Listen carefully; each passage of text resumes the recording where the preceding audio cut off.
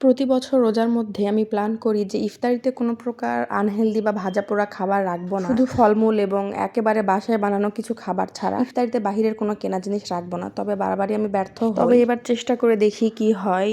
ইনশাল্লাহ শীতের সিজন আসলেই আমরা শীতের যে সিজনাল সবজিগুলো আছে এগুলোর মধ্যে গাজর একটা, আর গাজরের যে হালুয়াটা আছে এটা কিন্তু খেতে অনেক মজা লাগে। তো আজকে আমি গাজরের হালুয়াই বানাচ্ছি। পুরো ভিডিওটা নিতে পারি নাই, তবে যতটুকুই নিয়েছি ততটুকুই আপনাদের সঙ্গে শেয়ার করেছি। এখানে আমি 1.5 কেজি মতো গাজরের হালুয়া বানিয়েছি। গাজরগুলোকে সুন্দরভাবে আগে ছিলে নিয়েছি, তারপর পরিষ্কার করে ধুয়ে পানি ঝরিয়ে গ্রেট করে নেব। গাজরের হালুয়াগুলো আমি ঘিতে ভেজে নিয়েছিলাম। ঘিয়ের মধ্যে একটু তেজপাতা, এলাচি আর দারচিনি দিয়ে গ্রেট করা গাজরগুলো দিয়ে ভেজে নিয়েছি কিছুক্ষণ। তারপরে দুধ জাল করে রেখেছিলাম ঘন করে, সেই দুধটা দিয়ে সেদ্ধ করে নেব। আর খেয়াল রাখতে হবে যাতে করে নিচে লেগে না যায়। হালুয়াটার মধ্যে কিন্তু ঘিয়ের যে ফ্লেভারটা এটা কিন্তু অনেক মজা লাগে। ঘি দিয়ে ভেজে নিলে দ্বিগুণ হয়ে যায়। আর সবশেষে যদি উপরে একটু ড্রাই ফ্রুট দেওয়া যায়, কাজু কিশমিশ, তাহলে তো আরো মজা লাগে খেতে। সম্পূর্ণ ভিডিওটা যেহেতু আমি নিতে পারি নাই, টুকটাক হালকা পাতলা নিয়েছি। আর এতে কিন্তু পুরো ভিডিওটা আসে নাই A to Z।